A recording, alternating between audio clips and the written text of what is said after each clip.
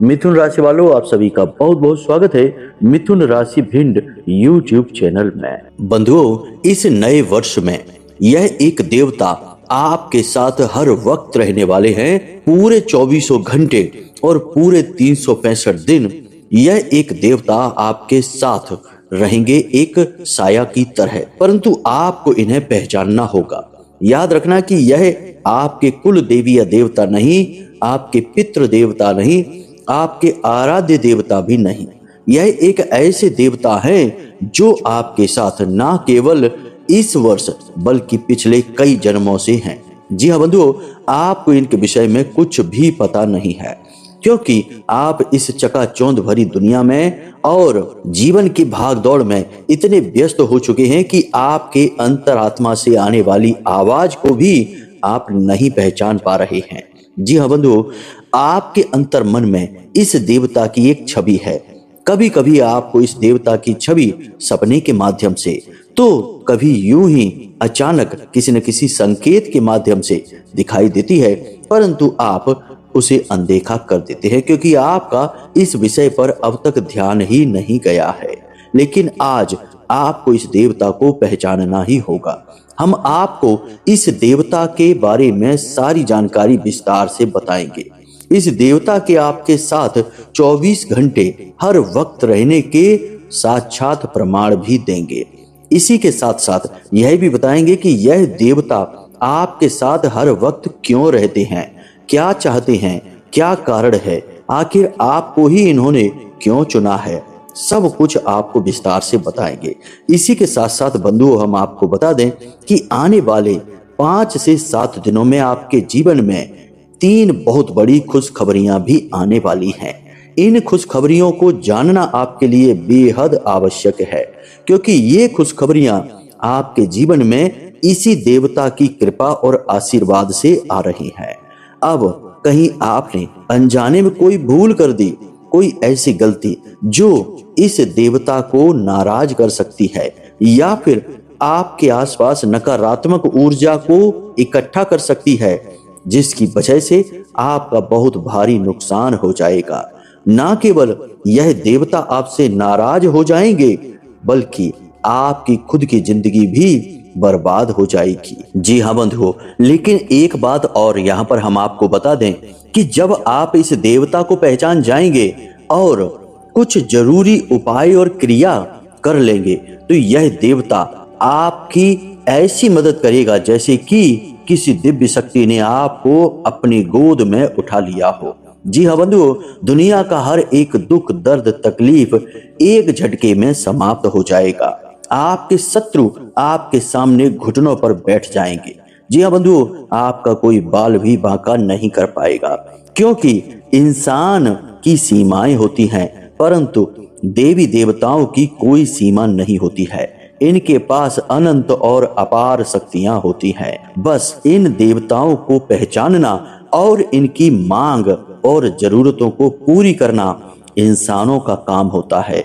इसीलिए इंसान पूजा पाठ, मंत्र जाप, यज्ञ हवन आदि करता है, ताकि उसके आसपास जो देवता हैं, उसके जो आराध्य हैं, उन्हें शक्ति प्राप्त हो सके और उनका आशीर्वाद इंसानों को मिल सके। बंधुओं, बात बहुत गहरी है, बेहद आवश्यक है और पूर्ण रूप से आपकी ज्योतिषीय आकलन पर आधारित है, आपकी कुंडली पर आधारित है। आपको यह कार्यक्रम देखना ही होगा। समय बदल रहा है, खुशियां आपके दरवाजे पर दस्तक दे रही हैं। अब कहीं आपने फिर से उन्हीं गलतियों को दोहरा दिया जो आप पहले भी करते चले आ रहे हैं, तो अब शायद ही आपको आगे फिर खुशियों भरा मौका मिले, क्योंकि 1 बार, 2 बार, 3 बार आपका साथ दिव्य शक्तियां दे सकती हैं। हर बार अगर आप गलती पर गलती करेंगे, अनजाने में भूल करेंगे, तो दिव्य शक्तियां कहां तक किसका साथ देंगी। ऐसे ही मानिए कि भगवान श्री कृष्ण शिशुपाल को कब तक बचाते। उन्होंने तो वरदान दे दिया था कि 100 अपशब्दों को क्षमा कर देंगे, लेकिन जब कोई 100 से भी पार चला जाएगा तो भगवान श्री कृष्ण भी उसे नहीं बचा सकते, उसे तो मरना ही होगा। इसी प्रकार हर एक इंसान का जीवन होता है। देवता उसका साथ तो देना चाहते हैं, परंतु गलतियों की भी एक सीमा होती है, एक हद होती है। आपको अब इस सीमा को जानना होगा। कहने का मतलब यह है बंधुओं कि आज का यह कार्यक्रम आपके लिए एक रामबाण औषधि के समान है। आज समय भी है, परिवर्तित होती हुई परिस्थितियां भी हैं, भविष्य की शानदार शुरुआत भी है।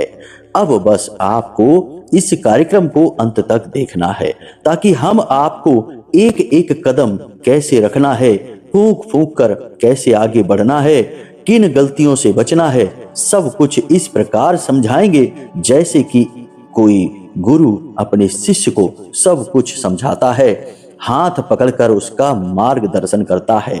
माता रानी की कृपा से, महामाई के आदेश से हम आपका मार्गदर्शन करने के लिए ही यहाँ बैठे हैं। बस आपको हमारी बातें सुननी है और माननी है, और देखिए जीवन में कैसे चमत्कार होते चले जाएंगे। सैकड़ों हजारों लोगों के जीवन में हुए हैं, आपके जीवन में भी होंगे। पूरे धैर्य के साथ इस कार्यक्रम को देखना बंधुओं। कहीं ऐसा ना हो कि आपने इस कार्यक्रम को बीच में छोड़ा और वहां आपकी किस्मत आपका साथ छोड़ दे। तो चलिए बिना समय गवाए आज के इस महत्वपूर्ण कार्यक्रम को माता रानी का नाम लेकर शुरू करते हैं। बस कमेंट में लिख देना, महामाई को याद करते हुए, जय मां भद्रकाली कृपा करो।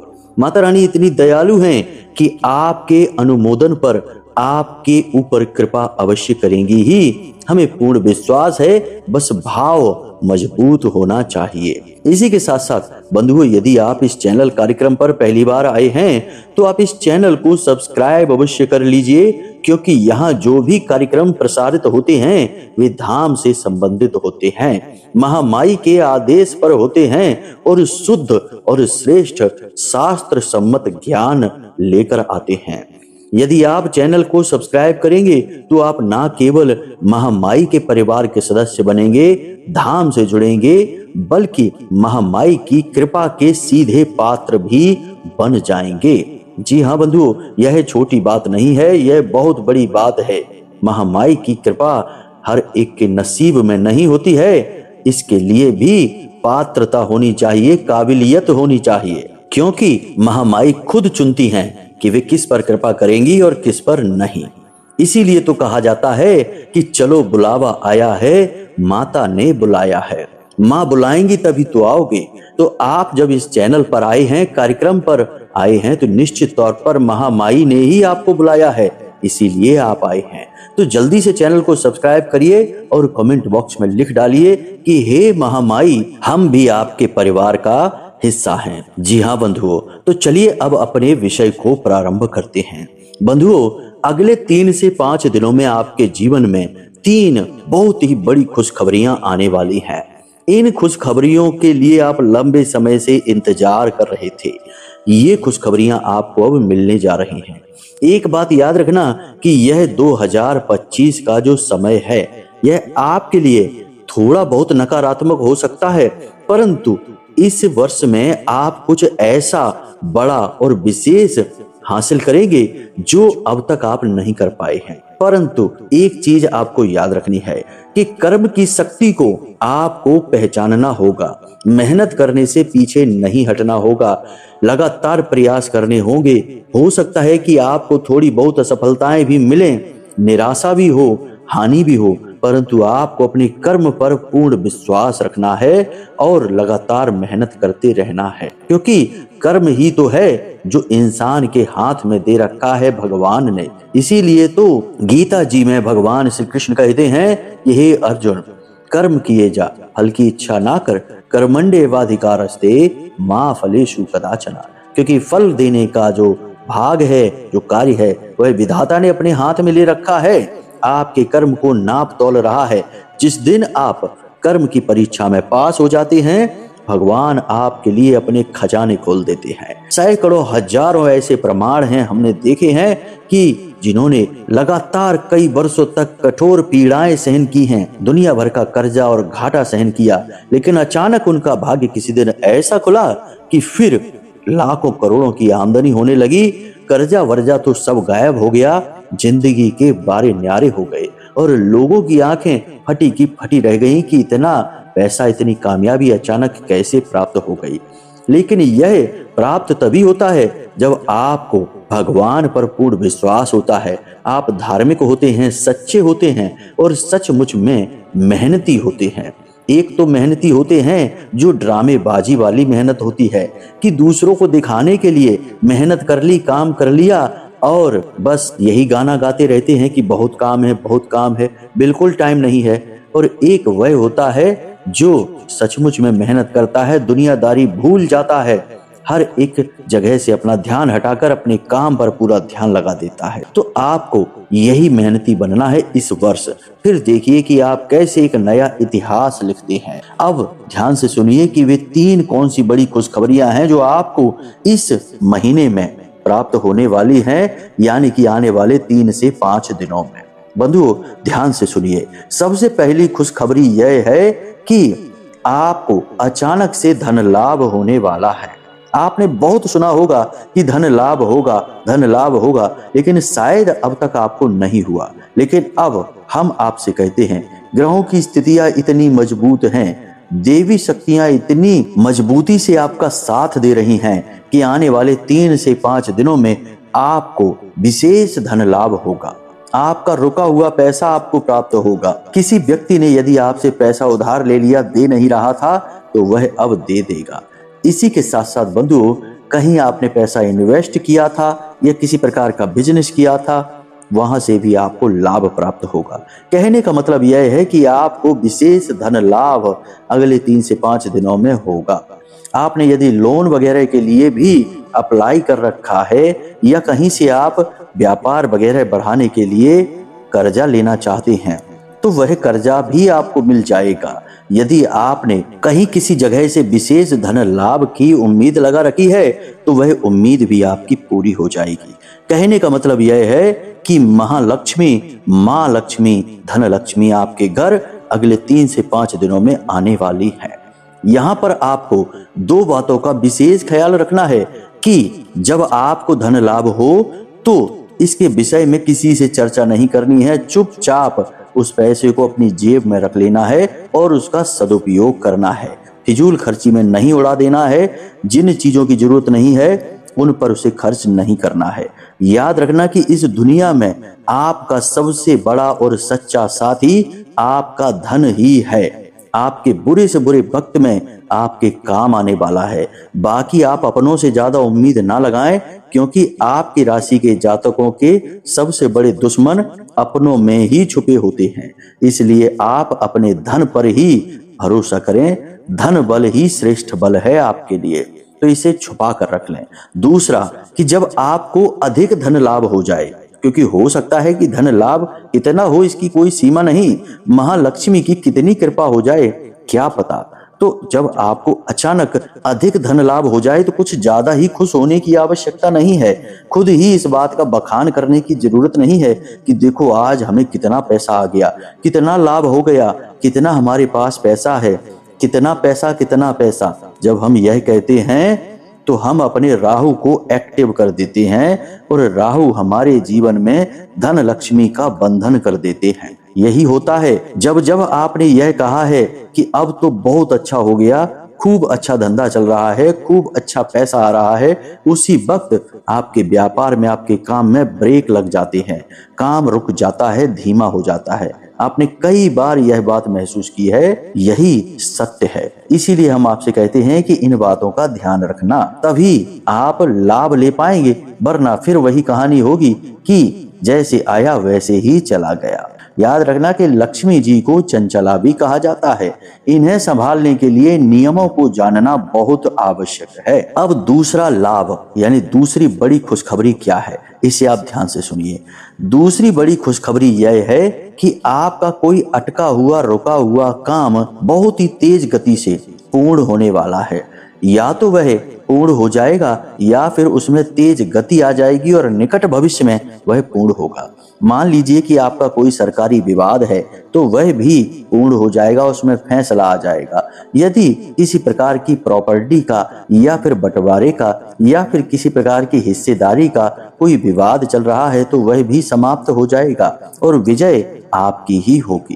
कहने का मतलब यह है कि कोई ऐसा रुका हुआ कार्य, कोई ऐसी अटकी हुई स्थिति जो लंबे समय से बदल ही नहीं रही थी, वह अब बदल जाएगी। जी हाँ बंधुओं, यानी कि आपके हक में ही फैसला आएगा। जी हाँ बंधुओं, यह बहुत बड़ी बात होगी।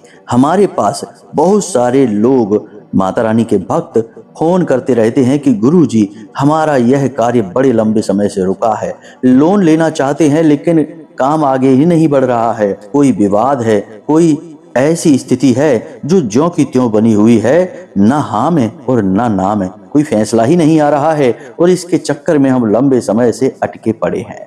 तो यह स्थिति बहुत बुरी होती है। ऐसे में इंसान ना आगे ना पीछे कहीं जा ही नहीं पाता है, बस इंतजार करते रहता है। आपके साथ अब ऐसा नहीं होगा। अगले 5 से 7 दिनों में आपका रुका हुआ अटका हुआ कोई कार्य पूर्ण हो जाएगा। लेकिन इस स्थिति में भी आपको 2 बातों का ध्यान रखना है। पहला, कि अपने काम के विषय में किसी से भी कुछ भी नहीं बताना है। काम हुआ कि नहीं हुआ, पूर्ण हुआ कि अपूर्ण रहा, इसके विषय में किसी से चर्चा नहीं करनी है। लोग पूछते जरूर हैं, आपके बारे में बहुत सारे लोगों को जानकारी रहती है। आपके आस पड़ोस, आपके रिश्तेदार आपके बारे में बहुत कुछ जानना चाहते हैं, पीठ के पीछे आपके बारे में चर्चाएं भी करते हैं, लेकिन आपको उन्हें अंधेरे में रखना है, पूरी बात खुलकर नहीं बतानी है। अक्सर आप यही गलती कर जाते हैं, आप सारी बातें खुलकर बता देते हैं, भावनाओं में बह जाते हैं, लेकिन इस समय आपको नहीं करना है ऐसा। पहली चीज। दूसरी चीज यह है कि अपनी वाणी को पूर्ण रूप से संतुलित रखना है। अब शब्दों का प्रयोग नहीं करना है। परिस्थिति चाहे नकारात्मक ही क्यों ना हो, आपको क्रोध, चिड़चिड़ाहट या फिर किसी भी प्रकार की झुंझलाहट ही मन में क्यों ना हो, लेकिन आपको अपनी वाणी पर पूरा संतुलन रखना है। आपके शब्द बिल्कुल सधे हुए होने चाहिए। जितना जरूरत है उतना ही बोलना है, जरूरत से ज्यादा नहीं बोलना है, और बड़ी ही चतुराई से अपनी बातों को आपको प्रयोग में लाना है। आप वैसे तो बहुत भोले भाले स्वभाव के इंसान हैं, परंतु आप बहुत तेज बुद्धि के भी हैं, बहुत ही बुद्धिमान हैं। जब आप अपने दिमाग को सही तरीके से चलाएंगे तो आप दुनिया में सबसे तेज और सबसे बुद्धिमान इंसान कहलाएंगे, क्योंकि हम जानते हैं कि आपकी राशि के जातक बुद्धिमानी में, विवेकशीलता में किसी से भी कम नहीं हैं। आप जो चाहे वो कर सकते हैं। आपके पास कई प्रकार की शक्तियां हैं जो ईश्वर ने आपको दे रखी हैं। वैसे ही आपकी वाणी की शक्ति भी कमाल की है, परंतु आप भावनाओं में बहकर बोलते हैं, इसलिए कभी कभी गलत बोल जाते हैं, कभी कभी जरूरत से ज्यादा बोल जाते हैं, और कभी कभी जहां नहीं बोलना है वहां पर भी बोल जाते हैं। इसलिए अब आपको अपने बौद्धिक बल का प्रयोग करते हुए अपने शब्दों का प्रयोग करना है, तो आपको गजब का लाभ होगा। 3 से 5 दिनों में आपके सारे रुके हुए काम बनते चले जाएंगे। अब एक और बहुत बड़ी बात, कि आपके अंदर एक गजब का आत्मविश्वास, उत्साह अगले 3 से 5 दिनों में बढ़ेगा। आपका मन पूरी तरह से पॉजिटिव हो जाएगा, सकारात्मक ऊर्जा से भर जाएगा, और आप धार्मिकता को महसूस करेंगे। भगवान से जुड़ना चाहेंगे, मंदिरों में जाएंगे, भगवान के दर्शन करेंगे, प्रसाद चढ़ाएंगे, मंत्र जाप भी करेंगे। कुछ तो ऐसे जातक होंगे आपकी राशि के जो इन 3 से 5 दिनों में विशेष पूजा पाठ, अनुष्ठान या उपाय भी करेंगे। जी हाँ बंधुओं, और ऐसा करना आपके लिए बहुत आवश्यक है। जब आप धार्मिकता को महसूस करते हैं, भगवान से नजदीकी महसूस करते हैं, तो आप असल में सकारात्मक होते हैं। आपके आसपास का ऊर्जा का वातावरण बदल रहा होता है। जैसा वातावरण होगा वैसी ही आपकी मन की स्थिति हो जाएगी। सकारात्मक वातावरण होगा तो आपका मन धार्मिकता की ओर जाएगा। यह प्रमाण होता है कि अब आपका अच्छा समय आपके नजदीक है, आपके आसपास है।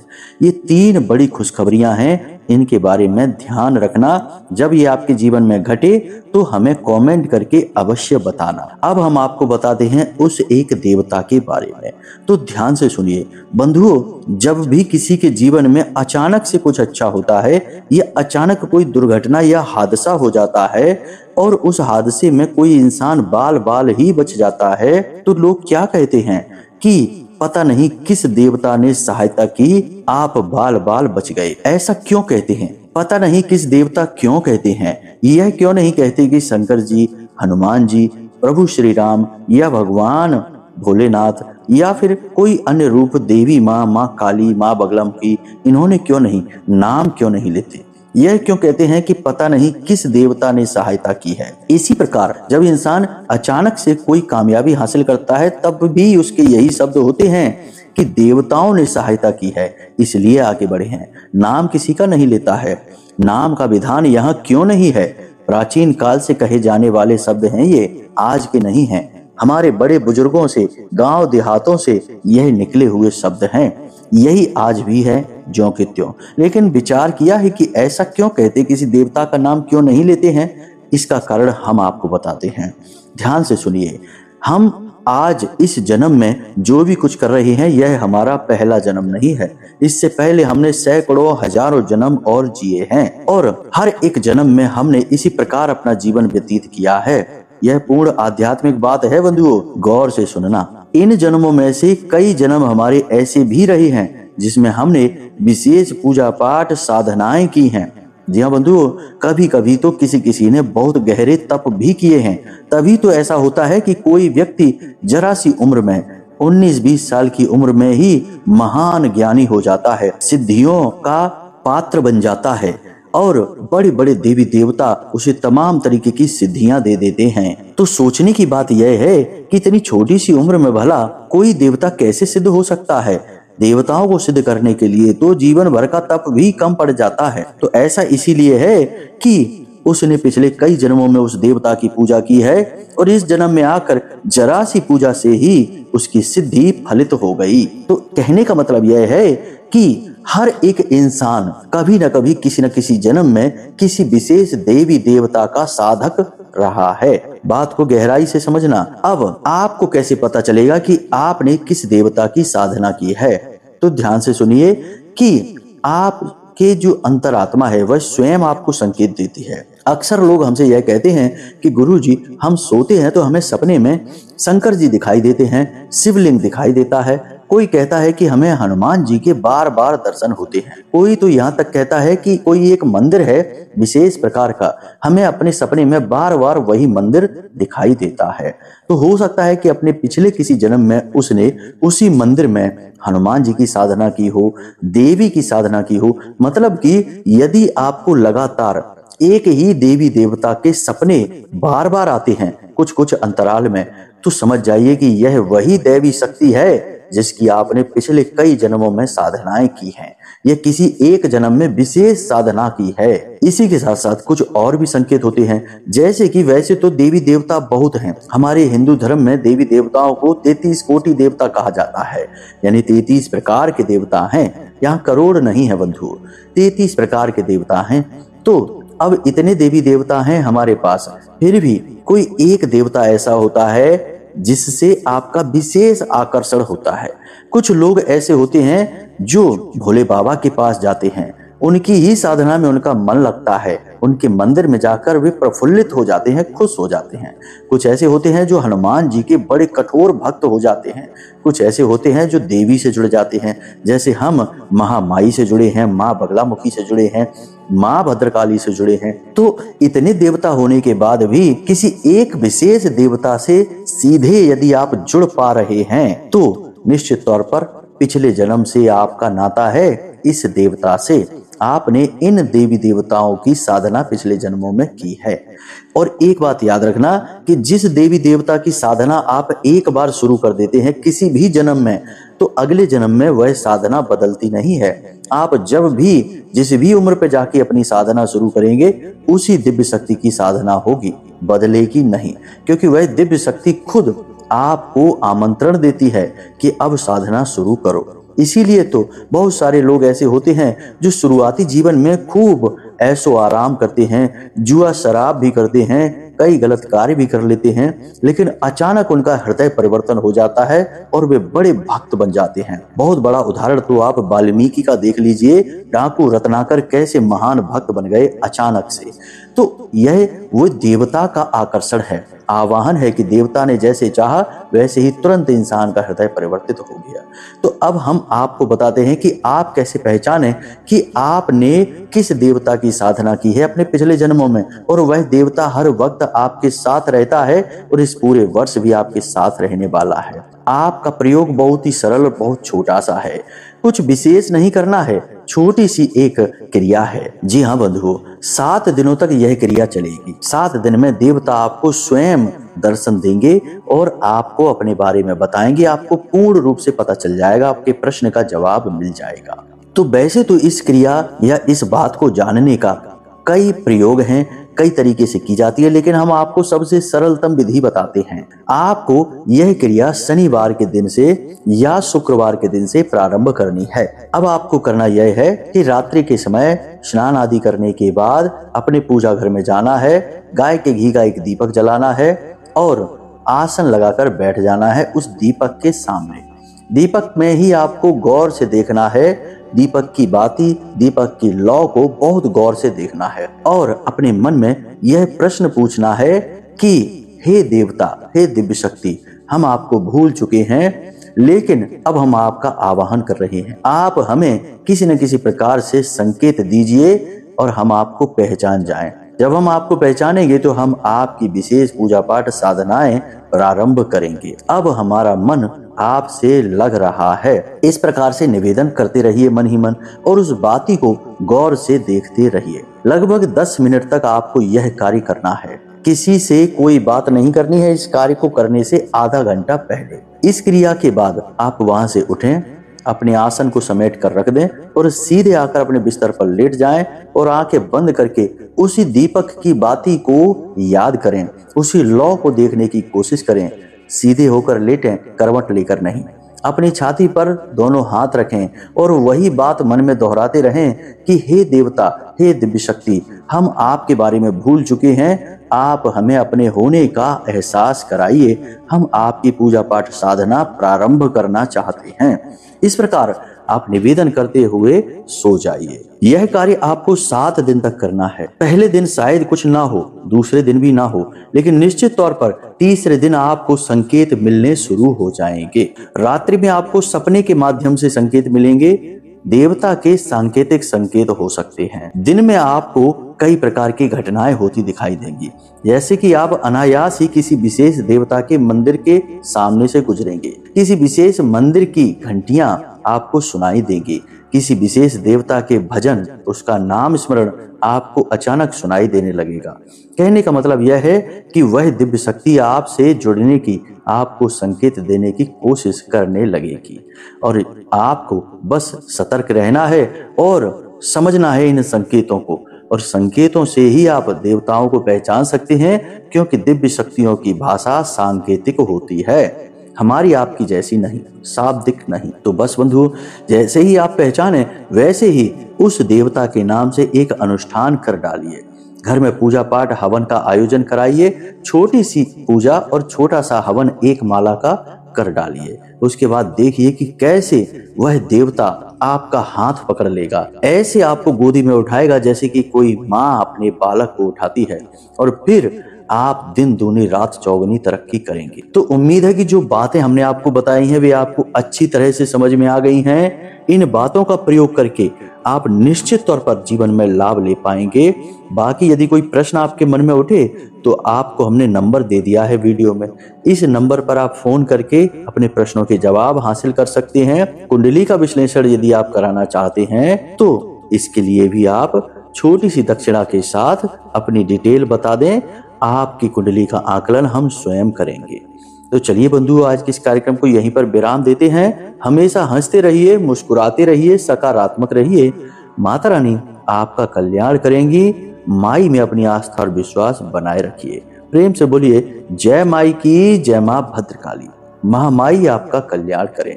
जय माई की।